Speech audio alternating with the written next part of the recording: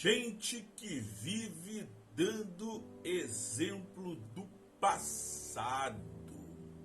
Gente, pessoal, presta atenção. Todas as vezes que alguém critica o presente, já reparou que ela elogia o passado? Na verdade, eles vivem um saudosismo terrível, né? E você sabia que nenhum expositor deveria viver pregando, falando ou dando exemplos do passado? Por quê? Eu vou te explicar, calma aí. Você não fica atiçado, não.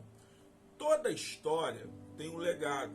E esse legado deve ser carregado, concorda? E devem existir como exemplos de mensagem para a atualidade. Certo? Tá entendendo o que eu tô falando? Vamos lá. Mas a história e o legado do passado não devem ser o futuro, senão eles vão estragar o que? A evolução. Entende? Captou o que eu estou falando? Por exemplo, ao escrever Romanos, o apóstolo Paulo não estava desprezando ou colocando o passado dele de lado, ou até mesmo falando que ele é antiquado ou sem valor. Não, Paulo não está falando sobre isso. Olha aí, tá entendendo? O John Stott vai dizer, por exemplo, que ele acredita que o apóstolo Paulo foi um filho de sua época com uma mensagem para mim e para você. Olha aí, se pensarmos assim, nós veremos que a mensagem que o apóstolo tinha para a sua época também serve para nós. Olha aí, coisa linda, né? Mas e os muros que foram construídos durante todo esse tempo? William, o que a gente vai fazer? O que tem? Ué? Gente, eles existem, são reais, mas devem ser o quê? Transparentes. Pois o mesmo processo de debate, diálogo e discussão que aconteceu lá atrás deve ser contexto para quê? Para o hoje, para o novo. E o que muitos não entendem ou que não têm entendido é que eles precisam continuar para que o futuro não se perca. O que precisa continuar? O passado, os exemplos do passado. Toda mudança, ela é bem-vinda. Porém, existem fatores que, se não fizermos valer, nós vamos nos perder. Exemplo, pecado. Já reparou quanto o cristão de verdade, ele parece ser insensível ao pecado?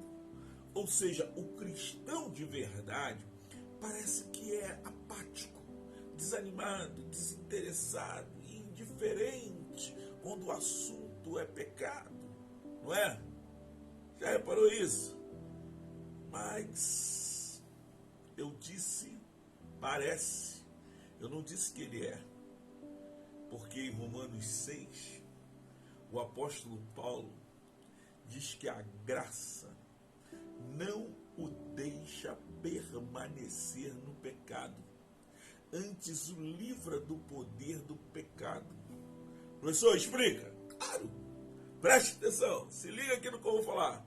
Eu vou ler a Bíblia, ou melhor, vou ler a Bíblia na Nova Tradução na Linguagem de hoje, onde o apóstolo Paulo, ele diz assim: portanto, o que vamos dizer?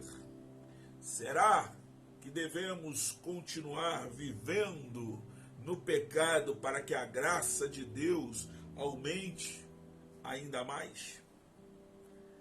Claro que não. Nós já morremos para o pecado.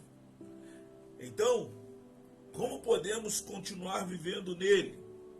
Com certeza, vocês sabem que quando fomos batizados para ficarmos unidos com Cristo Jesus, fomos batizados para ficarmos unidos também com a sua morte. Assim, quando fomos batizados, fomos sepultados com ele por termos morrido junto com ele. E isso para que, assim como Cristo foi ressuscitado pelo poder glorioso do Pai, assim também nós vivamos uma vida nova.